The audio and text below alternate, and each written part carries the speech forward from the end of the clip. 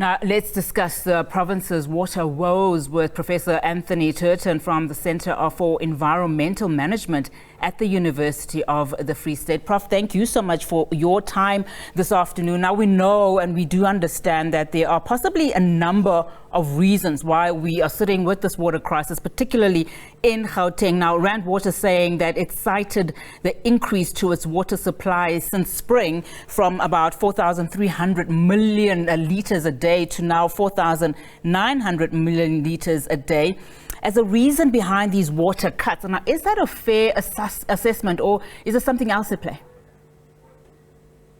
Good afternoon to the listeners.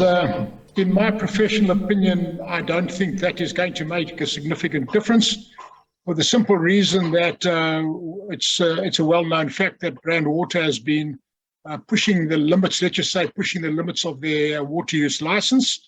And it's not simply a question of the minister now allowing additional water to be extracted from the river for two reasons.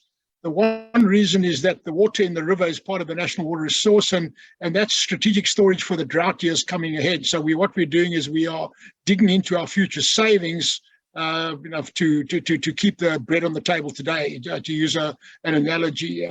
But the other issue is that the pipelines and pumps and purification plants, etc., are all sized according to the existing water use license conditions.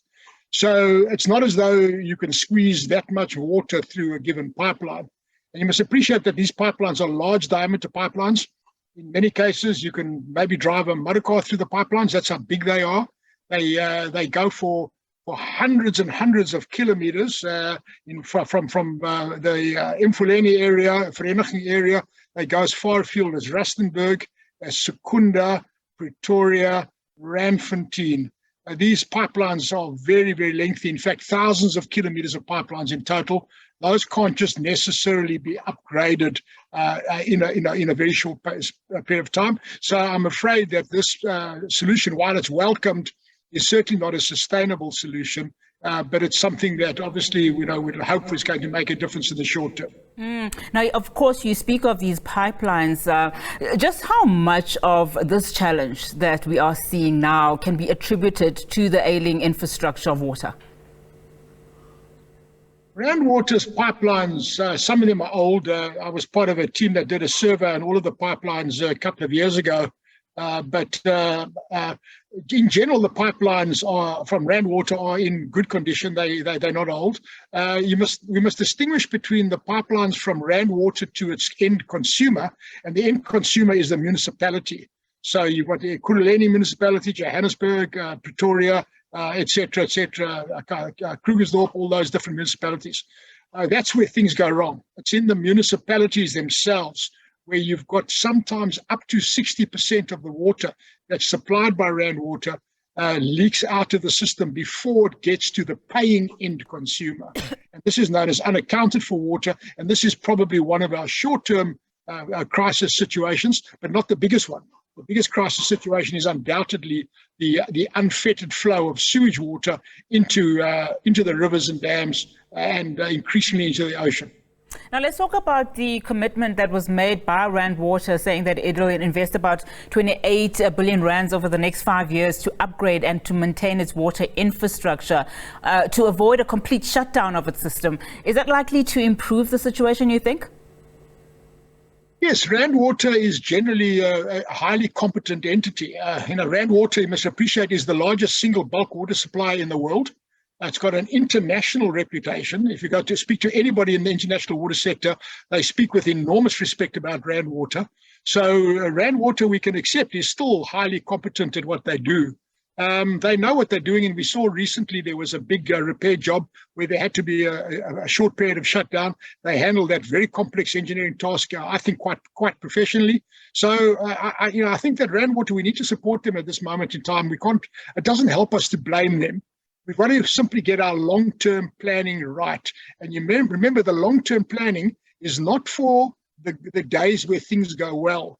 The long-term planning is for the days when things go badly, like we have at the moment now. That's what your long-term strategic is about, to prevent these kind of things from happening. And to do that, you've got to have proper infrastructure in place, but you've also got to have sufficient bulk storage capacity within the different metros that are the end users of Rand Water. So by the looks of it, and judging just how confident you are, for Rand Water finding a solution, so we are likely then to see this long-term plan in place, because the next question would have been, is, water shedding likely to be a permanent feature, not only in Gauteng, but elsewhere in the country?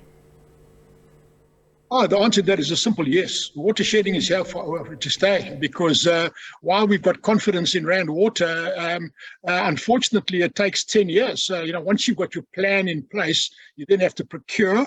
You must appreciate these are large pipes. They cost hundreds of millions of rand per kilometer, certainly millions of rands per kilometer of pipe. You've got servitudes to deal with. You've got this is serious engineering enterprise.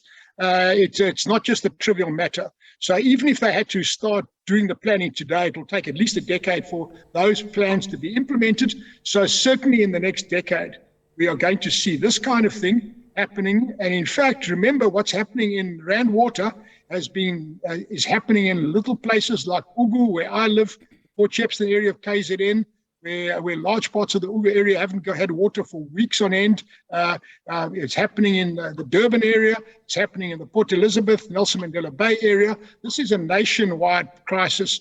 It's not only Rand Water. So Rand Water's probably got the capacity to deal with it better than most, because they are such a robust institution. The places not supplied by Rand Water, that's really where the crisis area is. And I think that what we're seeing is systemic failure. We're seeing a collapse of the total water reticulation system across the country. Prof, thank you so much for your time this afternoon. That's where we have to leave it for now. Of course, if you live in Gauteng, as the Prof said, good news for you, because Rand Water would probably be able to solve this situation. Of course, that was Professor Anthony Turton from the Centre of Environmental Management at the University of the Free State.